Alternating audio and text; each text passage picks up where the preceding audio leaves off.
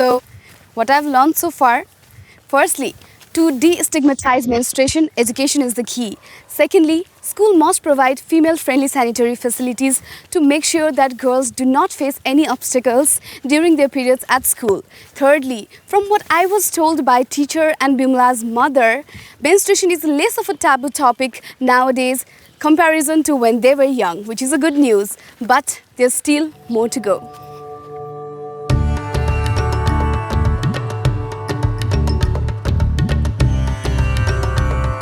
In this second part of my journey, I'm curious to find out how we can continue the positive development and foster it to become sustainable. Hi Sarah, namaste. This is Kiki from Kathmandu. Namaste, Kiki. Nice to meet you. Sarah Parker is a lecturer at Liverpool John Moores University and has led a collaborative research project analyzing stigma and taboos in Nepal to develop innovative strategies to address menstrual exclusion. I think that's what's been really great to see over the past 2 years, as through the research, we've developed this network and this partnership. It's so important that work done by any external agency, whether that's a big, large INGO or an NGO or researchers, that you connect to the local work that's going on at the local level to educate young people and the wider community about how important it is to have a healthy, safe, dignified menstruation. Sarah recommends that I attend a workshop of the MHMPA, Nepal's Menstrual Health and Hygiene Management Partners Alliance. Today, experts from different organizations have come together to evaluate education material and develop new concepts. It's just a knowledge-sharing platform because in Nepal, there are many organizations, many people working separately, and they have very good experience and knowledge on this, but there is no platform to share. The other is for a type of supporting to the government, what the government can work around menstruation, right? It's in other terms, I can say it's a policy advocacy. Okay. So unless you have a policy on the subject, we cannot scale up, right? I would like to know from Tabia Saiz of ZIZ why the advocacy work in Nepal and such workshops on education are also important from an international perspective. In the international context, it is quite inspiring how many actors in Nepal actually come together and work on this topic of education. And it can be an example also for the community internationally to see how to tackle these problems, because they are also not unique to Nepal. And Nepal is, it's for me also a quite inspiring example of how civil society actors together with government and also private institutions can work together to bring about change on a specific topic. I think everyone joining hands for the same cause would make a difference, huge difference. Exactly. In the field, education and advocacy around menstruation is put in action in different ways through local initiatives.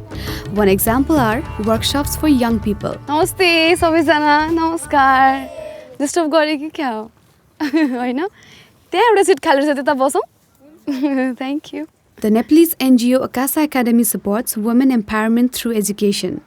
In that context, they also organize educational workshops on topics such as menstruation. Often also in cooperation with other partners, like this workshop that is conducted together with the local organization NIDISI.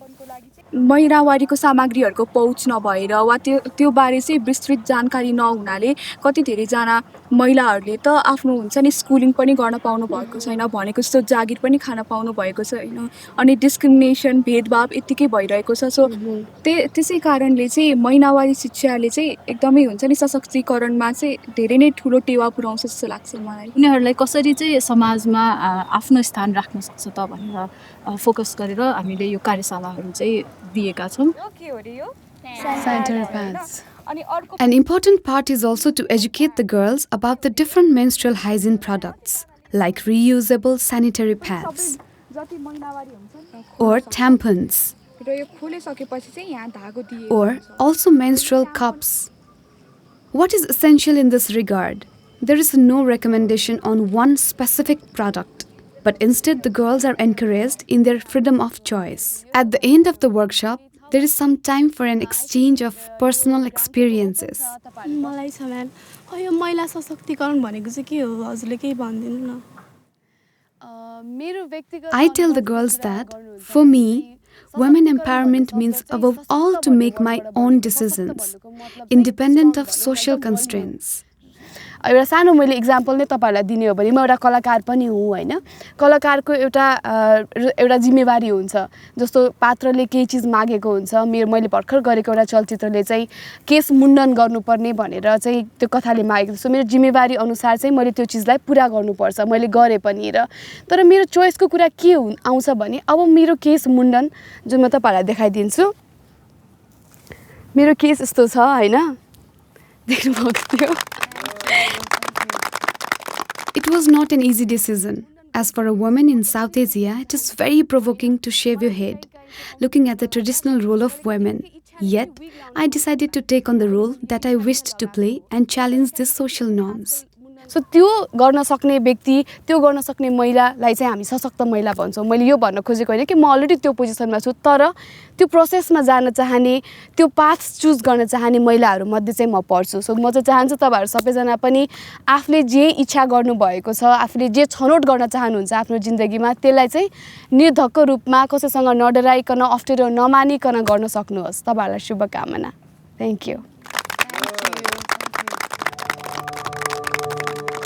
My journey is coming to an end. I have met many inspiring people who are advocating for gender equality with lots of energy and creative ideas. In Western Nepal, I could witness how female-friendly toilets and access to menstrual products can contribute positively to girls' school attendance and how practices related to menstruation are slowly changing. I am inspired by the social movement of many actors advocating for dignified menstruation and seeing how this is put into practice on the local level for a better future for all women and girls in my country.